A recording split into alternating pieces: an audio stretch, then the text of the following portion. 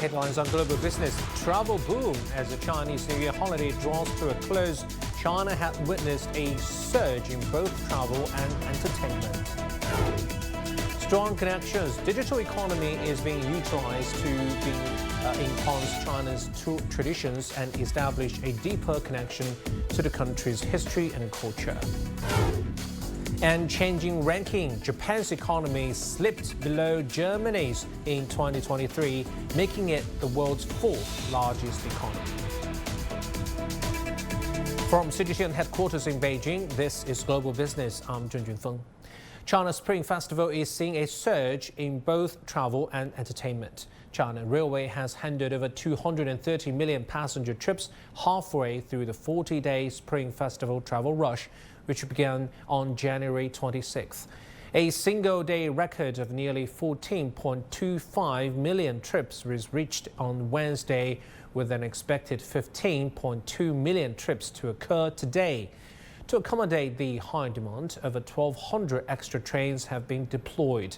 Meanwhile, China's box office revenue crossed 6 billion yuan, or around $8.5 million by this afternoon, boosted by the 8-day holiday period.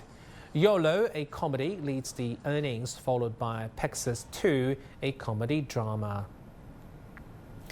According to data released by cultural tourism departments in various locations across the country, the number of tourists visiting cities and scenic spots during this year's Spring Festival has significantly surpassed previous years. For instance, the Terracotta Warriors Museum in Xi'an has seen a daily passenger flow exceeding 60,000 this week. In Dunhuang City, the 6 scenic spots collectively received over 25,000 tourists, marking an impressive increase of 1,200% compared to 2023. In the first 3 days of the holiday, Hunan province welcomed more than 55 million tourists. Furthermore, Hainan saw a 42% year-on-year increase in travel bookings on the first day of the holiday. The surge in tourism is accommodated by a shopping boom. Official data reveals that duty-free shopping on Hailan's outlying islands reached 2.2 billion yuan during the 15-day period from January the 26th to February the 9th, a remarkable increase of almost 5 times compared to the same period last year. In Shanghai, the vibrant atmosphere of the New Year celebrations can be felt at the renowned Yuan Garden. Our reporter Wu Bing is immersed in the festival ambience, capturing the energy of this historical garden. Yuan Garden, a beloved attraction in Shanghai, is also cherished for its intricate design, picturesque landscape, and deep cultural heritage. Take a look. Currently standing inside the Yuan Garden is no doubt the most famous garden in Shanghai. And during the Spring Festival, a series of activities are held in the garden to celebrate the Year of Long or the Year of Dragon, and among which the most important and the most impressive one is the Grand Lantern Fair that features some of the legendary creatures from ancient Chinese mythology. As you can see behind me, a lot of people, they are coming here, especially at nighttime. It's a perfect time to enjoy the lanterns. They are here to enjoy all the different lantern sets. And staff of the garden told me that the garden has saw some 800,000 visitors in the past week, and the highest record is around 200,000 visitors in just one day. They are all coming here to enjoy the lantern sets, and I would like to introduce you to this one behind me. This is the major and the biggest lantern set of the year, and a lot of people think it's a non-head dragon, but actually it's 9 different dragons. They are intertwined and rise from the sea. In ancient Chinese mythology, dragons or longs, they reside in the sea and controls over the rains and waters. And if you take a closer look, each of the dragons, their facial expression are unique. Like the middle one, the golden dragon.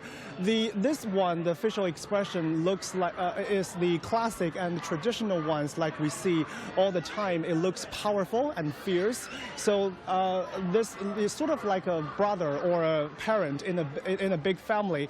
But there are also some of the other dragons. Their official expression are quite cute, like the one next to the golden dragon. It looks like a little girl in a family. So when you come to the Lantern Fair, you really need to take a closer look of the different dragons, their facial expression, and find something unique. And not only in Yuyuan Garden, the entire city of Shanghai, different tourist attractions have seen visitors surging of this during this year's Spring Festival. The Shanghai authorities have said that the city has received some 8.7 million tourists in the first 4 days of the Spring Festival. The Temple Fair in Xunxian County, Henan Province, is known as the #1 Asian temple fair in central China. The fair will last for the entire lunar month of the year and is expected to attract millions of visitors. Rich folk performances, intangible cultural heritage, craft exhibitions, local operas, and other performing arts activities offer a feast to tourists. Zhou Yixing has a story. The ancient town of Xunxian welcomes its busiest season during the first lunar month. During peak periods, the daily visitor flow reaches 300,000. They're mostly drawn to the ancient temple fair here. The temple fair at Xunxian has a history dating back more than 1,600 years. It is considered a living fossil of Chinese Spring Festival culture. It's also a great place to immerse oneself in the festive atmosphere of the Chinese New Year. Folk performance is an important part of the temple fair. The lion dance features lifelike and agile movements such as jumping, stepping on the stakes, and more. Walking on stools is a popular display of folk skill in central China. Long wooden stools are tied to the feet of the performers, and they carry out some really difficult movements. The performances are a visual feast for the audience. The atmosphere here is quite lively. The ancient town of Xunxian County is very old and full of the New Year fervor. I wanted my kids to be happy during the Chinese New Year, so I brought them here to have fun. It's very lively here. The performers wear makeup and dress like historical figures in the opera, full of local characteristics. And to celebrate the Year of the Long, dragon dance is indispensable. Besides folk performances, there are also local snacks and handicraft. In recent years, Xunxian has put folk performances at the core of its cultural offering to create a folk custom tourism experience for visitors. And this is not just during the Chinese New Year. During every traditional festival, we organize folk performing arts activities in this ancient town and set up intangible cultural heritage markets and local slack streets. During this temple fair, we launched special deals like free tours of the ancient city for visitors wearing hanfu. The temple fair will run throughout the first month of the lunar calendar. Visitors can enjoy wonderful folk performances, taste local snacks, and soak in the unique New Year ambience of the ancient city. Zhou Yixing, CGTN, Xunxian County, Henan Province. Watching Global Business come up next. Digital economy is being utilized to enhance Chinese traditions and establish a deeper connection to the country's culture and history.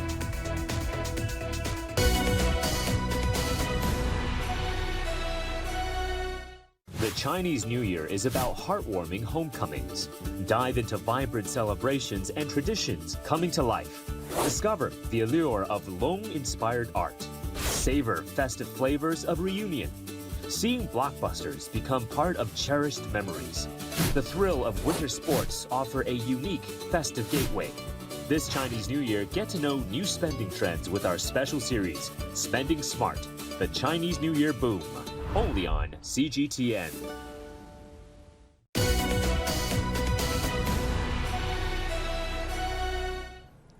China is currently implementing a 3-year plan to enhance domestic tourism through digitalization.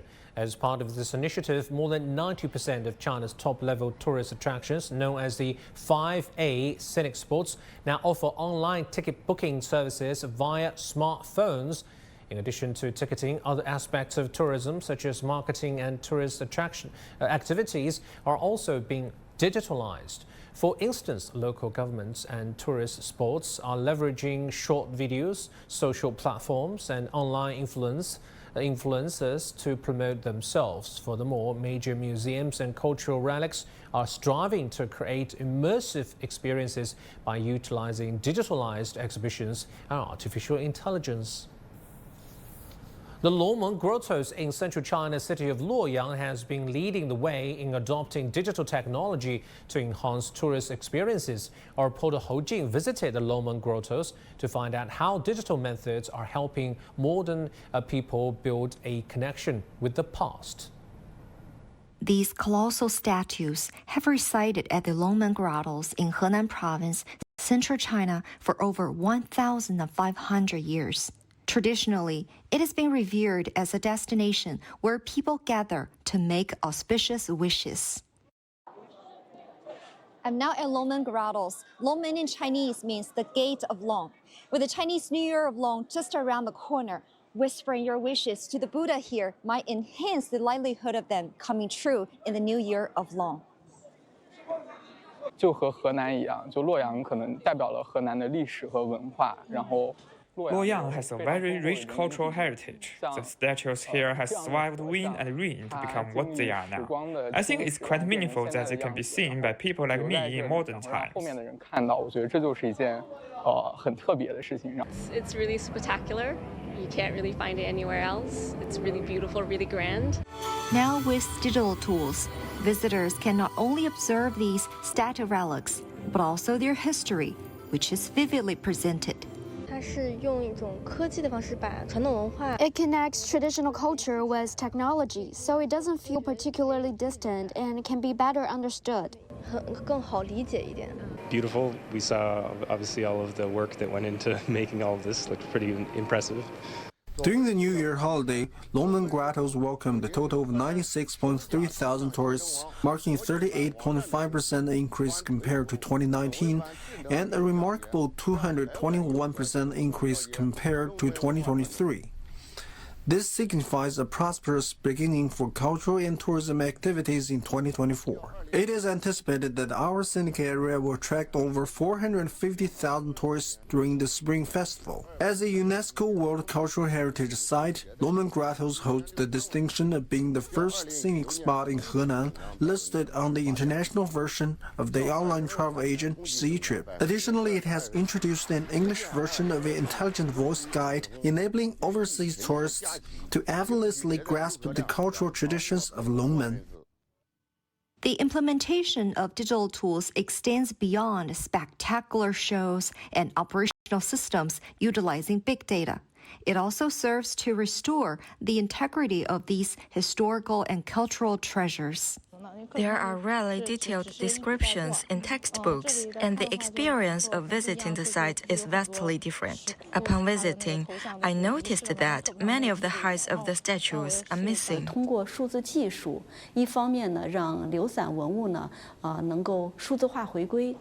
We are employing digital restoration and 3D printing technology to recreate the lost cultural relics to their original appearances.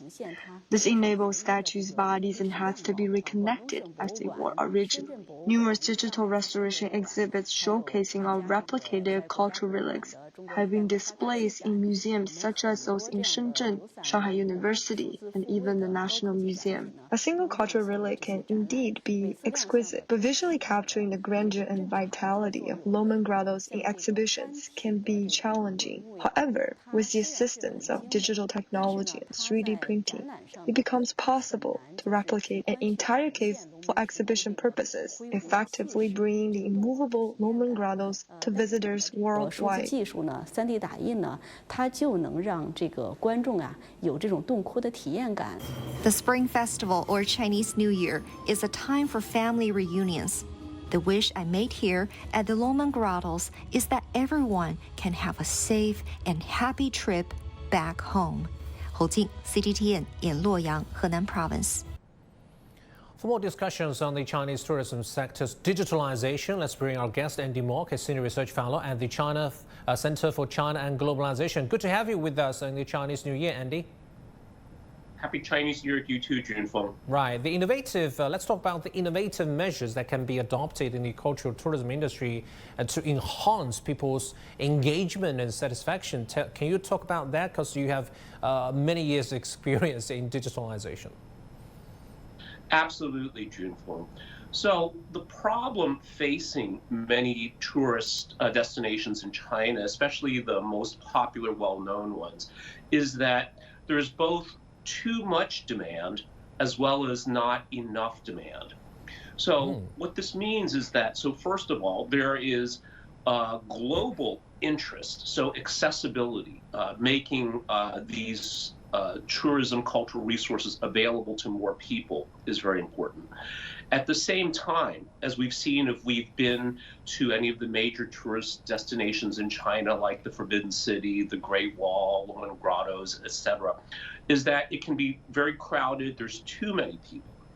So digitization plays a very important role here in, one, acting as a substitute for going in person, as well as a complement to going in person if you actually go. So this solves the problem of making these destinations more accessible to people who might not have the time or the money to physically go, but also make it a more enriching and a more efficient experience to those that do physically visit one of these destinations. You just mentioned the excessive crowding in some tourist attractions, famous ones. How can digitalization be utilized to address this problem? Sure. Well, I think there's a couple of aspects to that. I think the more obvious solution with digitization, of course, things like staggering demand, so you can schedule different times to visit, et cetera. I think this is fairly well known.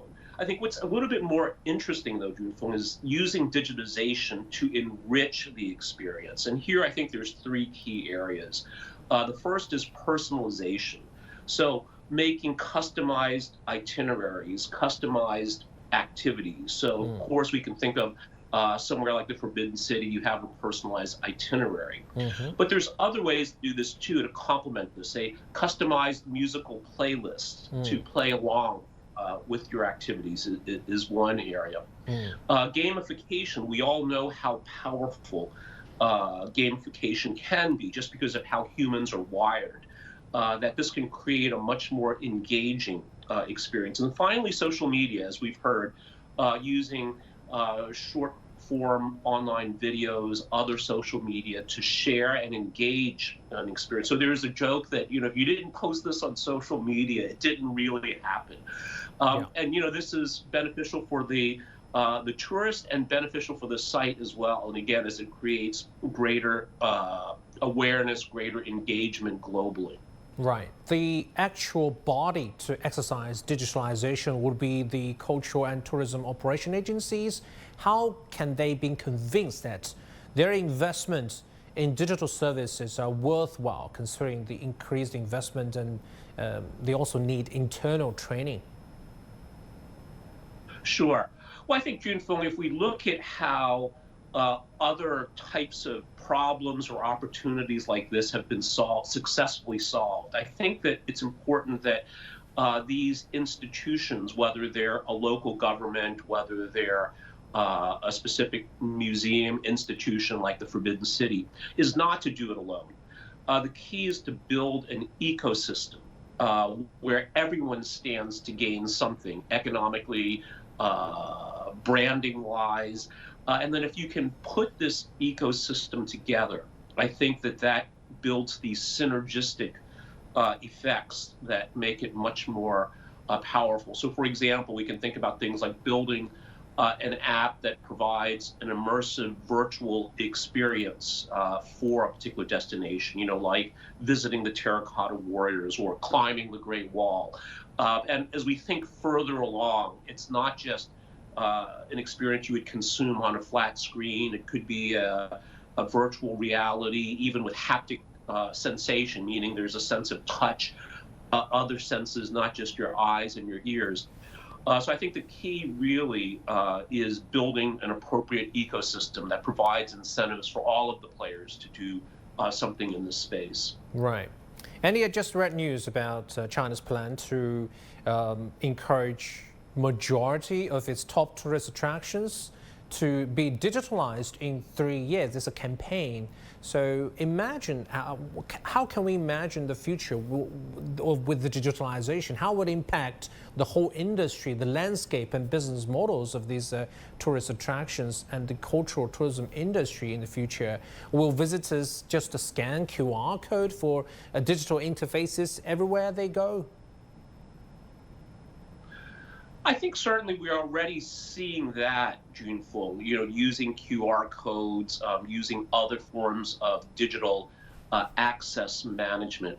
But I think the real opportunity lies in making this vast treasure house of Chinese culture history accessible to people all around the world in a highly personalized way. That would include language as well, because we have to recognize that tourists come from all around the world, speaking different languages, different customs, and that to the degree you can personalize and localize that, that's very, very powerful. And then again, I think also gamification of this will certainly create a better user experience, whether you're visiting in person or whether you're engaging online. And what this does, of course, is for the tourist, it creates a more rewarding experience. But from the perspective of the cultural institution, they're helping spread the culture, the experience in a more deeper and more complete way. So I think that these are really the areas that I see that are very, very exciting and powerful in this digitization plan. It's the personalization aspect of it, and it's the gamification aspect of it. Yeah. Look forward to a future full of these digitalized services. Thank you so much. It's Absolutely. Thanks, Junfeng. Andy Mok for us. He's from CCG. You're watching Global Business. Come up next. Japan's economy slipped below Germany's in 2023, making it the world's fourth largest economy.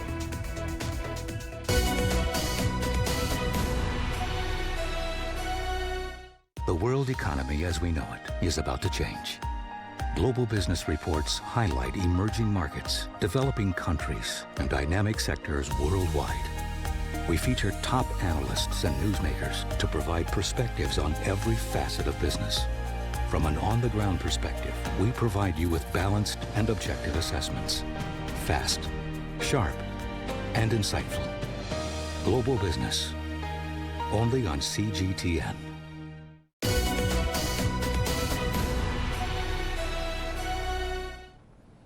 Japan's economy has slipped below Germany in 2023 to become the world's fourth largest economy, government data shows. Japan's nominal GDP rose 1.9% last year to reach $4.2 trillion, smaller than Germany's $4.5 trillion. The two countries' exchange of positions is primarily due to the yen's depreciation against the dollar since 2022. Also, some say Japan has suffered a greater shortage of workers compared to Germany due to its low birth rate. Japan was overtaken as the world's second largest economy back in 2010 by China, whose economy is now around 4 times larger. Let's next take a look at China's foreign trade. Germany's Federal Statistics Office said China is Germany's most important trading partner for the 8th consecutive year, with bilateral trade of around $271 billion in 2024. The German Economic Institute says direct investment from Germany to China rose by more than 4% to a record $12.8 billion. Official figures also show telecoms, equipment, processing machines, other electronic devices and vehicles were Germany's top imports from China in terms of value. Germany's Federal Association for Economic Development and Foreign Trade has been connecting companies from China and Germany eager to participate in each other's markets. We spoke to Michael Schumann, board director of the organization, about his trip last year to a German car maker's factory in the city of Shenyang in northeastern China. BMW produziert dort auf sehr, sehr hohem Niveau in 2 Werken.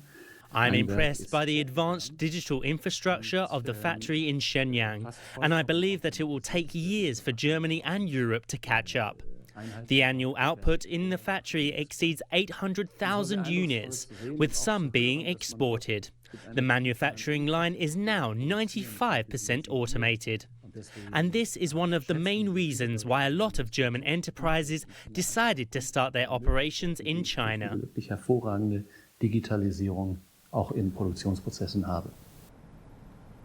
China overtook Japan as the world leader in auto exports in 2023. Ferdinand Dodenhofer, professor and director of the Center for Automotive Research, pointed out that the global automotive market is undergoing a big transformation, and China, which has large domestic and global markets and great innovations, will be the future of the automotive industry. We have a big transformation in the world and the world car markets, and this transformation and disruption strategies and innovations are on the one hand the battery electric vehicle, the new energy vehicles, and on the other hand, the software-driven cars. And both very important innovations and steps at its home in China, because you have in China companies like Huawei, like Tencent, like Baidu, which are on the forefront in the IT sector.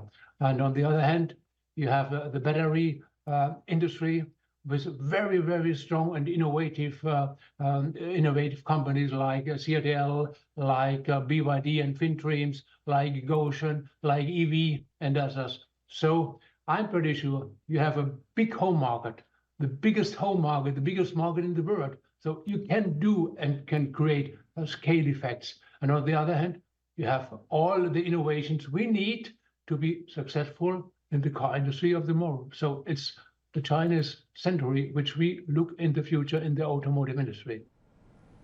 Now look at some world news headlines we're tracking at this hour. The Eurozone economy will grow slower than expected this year due to weaker purchasing power and high European Central Bank interest rates. That's according to the European Commission. The Commission forecasts that gross domestic product in the 20 countries sharing the euro currency will only increase 0.8% in 2024, but inflation will ease. In the United Kingdom, the economy fell into recession in the second half of 2023. Official data shows that GDP in the last 3 months of 2023 shrank 0.3%. And in Asia, Singapore's economy grew slower in the fourth quarter of last year than initial forecasts, mainly driven by downward revisions in construction and manufacturing. Before we go, we leave you with images from a Lantern Festival and a drone-powered light show to welcome the Year of the Loan in southern China's Shenzhen. I'm Zhen Yufeng in Beijing. Thanks for watching.